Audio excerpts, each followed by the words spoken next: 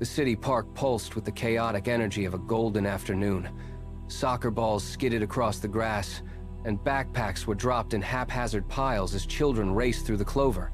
Near the center of the lawn, a small group of kids huddled in a tight circle, their voices rising and falling in quick, jagged rhythm. Then, the atmosphere shifted.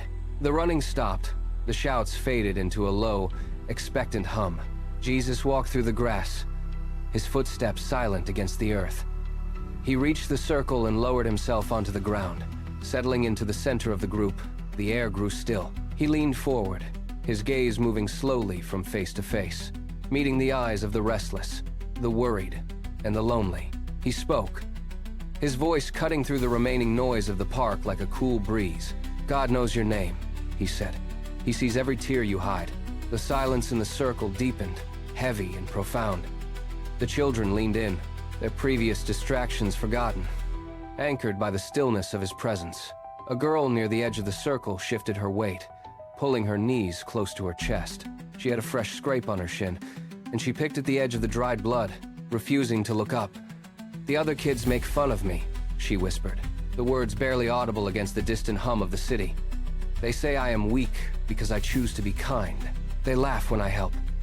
The silence in the circle tightened. Several children looked away, their own faces hardening with the memory of similar taunts. Jesus nodded, his expression steady and calm. He reached out, resting a hand briefly on the grass to anchor his focus. "Keep choosing kindness," he said, his voice firm. "Your reward is not found in their applause or their approval. That is a fleeting thing that vanishes like mist. True treasure is what you cultivate within your own heart.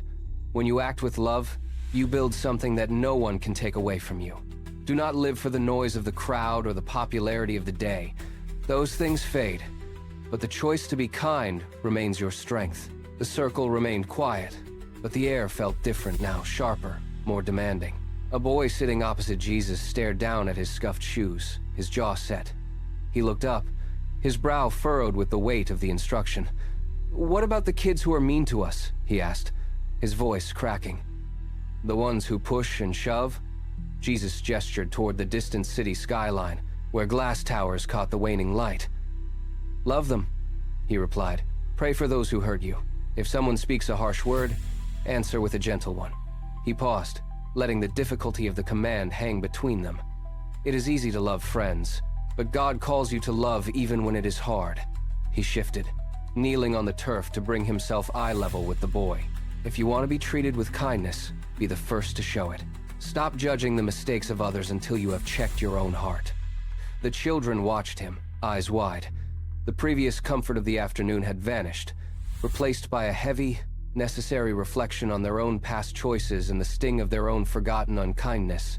The children remained motionless, the weight of his words settling over the grass.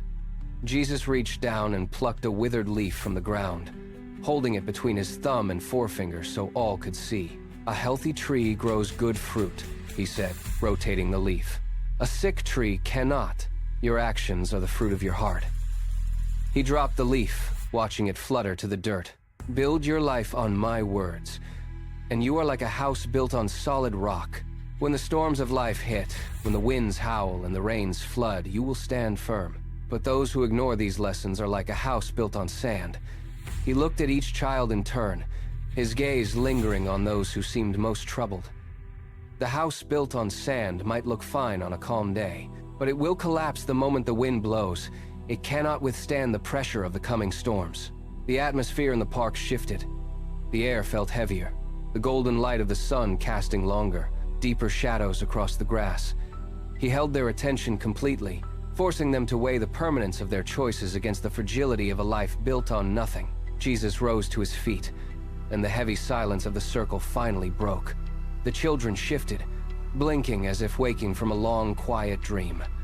The boy who had sat alone, staring at his shoes, stood up and turned to leave. Suddenly, a hand tapped his shoulder.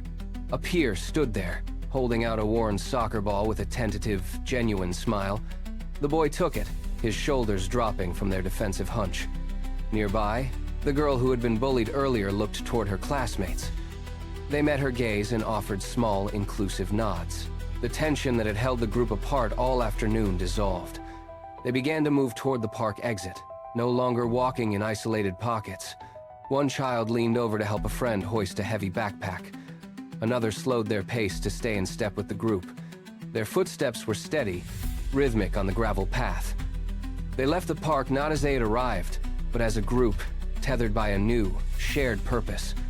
The golden light caught them as they crossed the threshold, their forms silhouetted against the city, moving forward with quiet, newfound unity.